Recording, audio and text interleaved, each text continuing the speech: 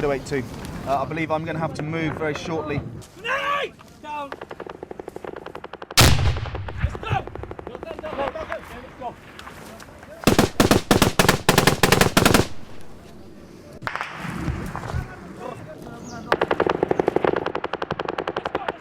Right, that's this one clear.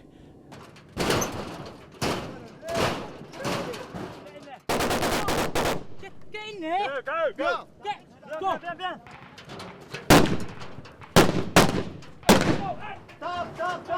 I mean, the operations that we've conducted over the last 5 months predominantly have been offensive operations. And what that means is my soldiers, they've been getting out and they've been closing with the enemy.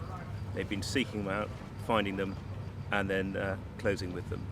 And in these conditions, in this terrain, it's been pretty hard.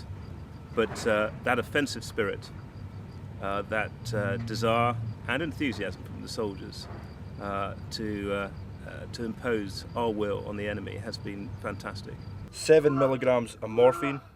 You've got to recognise that the enemy we're fighting is a cruel, determined, pretty callous enemy, and he'll use any means at his disposal to cause casualties, fatalities, not just to us, but to the Afghan National Security Forces and the representatives of the government of Afghanistan. And they will use everything from small arms weapons, RPGs, indirect fire, and of course improvised explosive devices and mines. They've got them all. So yes, we have taken casualties, and very sadly we've taken fatalities as well. But what's been very interesting is this hasn't in any way dented the desire of the soldiers in my brigade from getting on with their job in hand, and morale is exceptionally high. The Taliban are good fighters. I mean, they know the area, they know the lie of the land, they've got good weapons as I've described, and they're trained, and they keep on training. And what they have got is an almost unlimited supply of fighters. And so no matter how many we kill, there are always going to be more.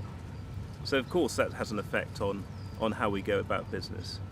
But what is important is not just about killing the Taliban, it's about securing areas and allowing the security that we could create from that to allow the space for reconstruction, for development, and for the government of Afghanistan to extend its influence and authority over the local nationals. That's what it's all about. So the military operations that we are doing allow that space to encourage development and governance.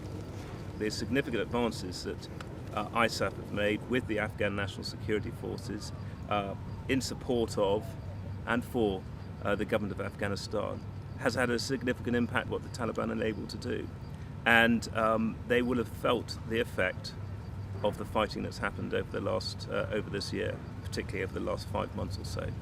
So I don't necessarily agree that they've got unlimited time. As for the British public and their perception of what's going on here and how long it may last, you cannot change people's perceptions and views overnight. And that's what it's all about.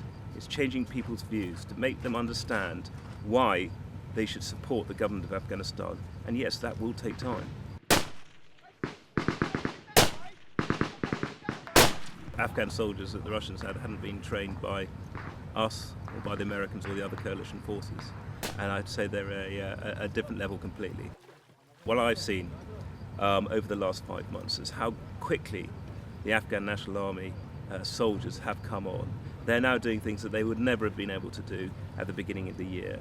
I mean, they're fit, they're battle hardened, they are keen to close with the enemy, and they have worked extremely well in partnership with my own battle groups, and obviously mentored by the Grenadier Guards and the other soldiers in the omnits. So, from my point of view, the Afghan National Army and the progress they've made has been phenomenal in the last year.